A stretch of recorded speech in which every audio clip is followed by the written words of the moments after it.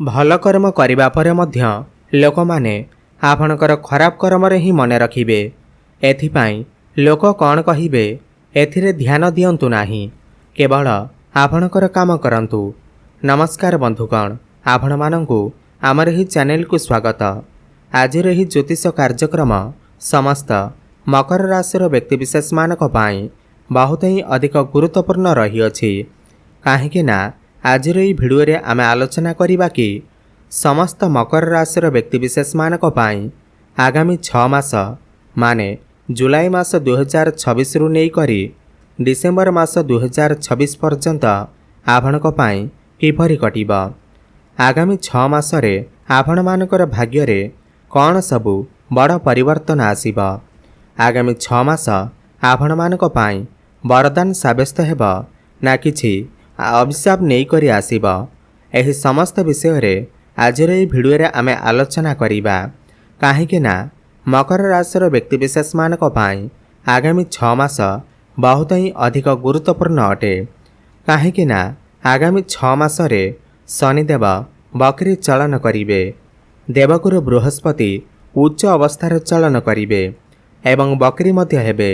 यह सहित राहु, केतु, सूर्य, मंगल, बुध एवं शुक्र आपण को यही 6 मास भितरे किपरि फल प्रदान करिबे आसंतु जानिबा। जेमिति कि आपण माने समस्त जानिछंती वर्ष 2026 अधा वर्ष सरीगलानी।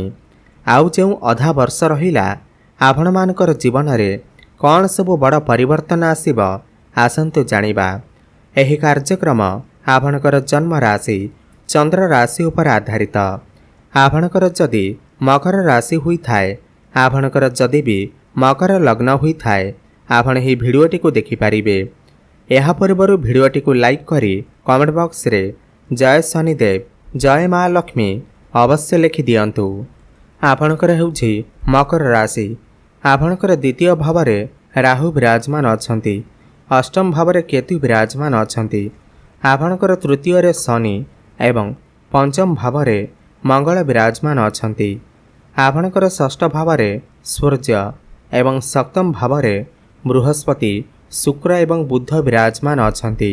ध्यान दे सुनंतु। तो सबुठु प्रथमे राहुंक विषय जानिनेबा। आगु को आमे समस्त विषय जानिबा। शिक्षा क्षेत्र, प्रेम जीवन, क्यारियर, भाग्य उपरे आमे आलोचना करिबा। तो सबुठु प्रथमे राहुंक विषय जानिबा। राहु आपणकर द्वितीय भाव रे अछंती। 6 डिसेम्बर पर्यंत राहु आपणकर द्वितीय रे रहिबे।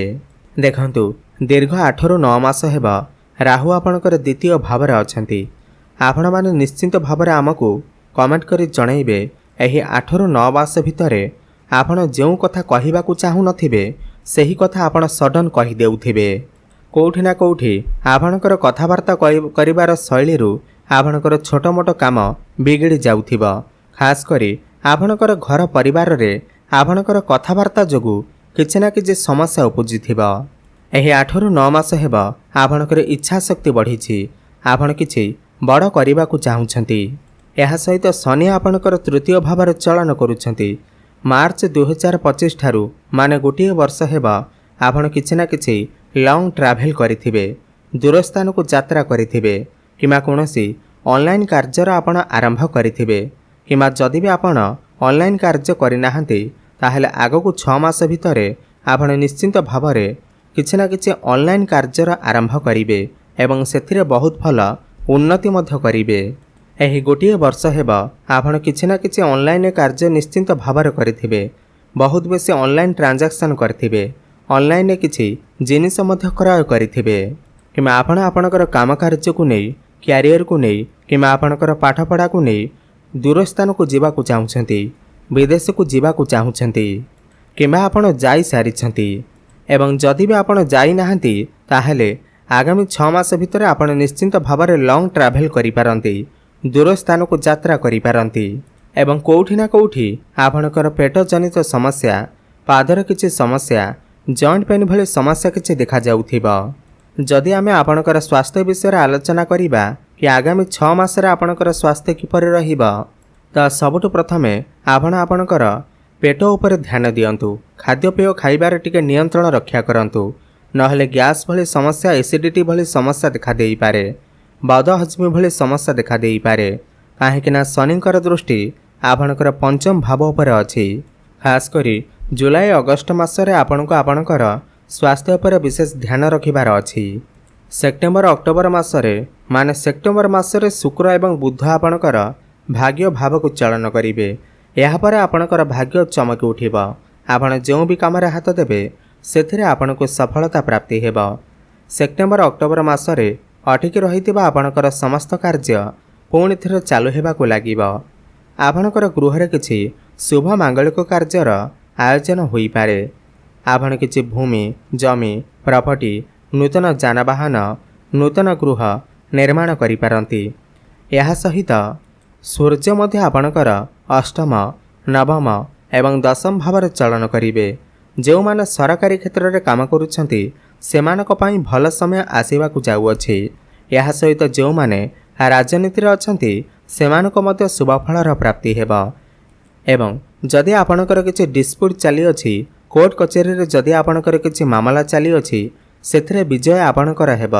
जदि आपण पूर्वरु ऋण करजर मायाजाल रे फसी रहिछंती त समस्त ऋण करजरु आपणको मुक्ति मिलिब। समस्त शत्रु मानक ठारू मध्य आपणको मुक्ति मिलिब। यह सहित बृहस्पति आपणकर सप्तमरे उच्च अवस्था रहिबे। तो नवेम्बर मास पर्यंत सबुठार बड़ कथा यह अटे कि जो दंपति माने दीर्घदिन धरी संतान सुखर वंचित थिले तो सेमानकु संतान सुख अवश्य प्राप्ति हेब।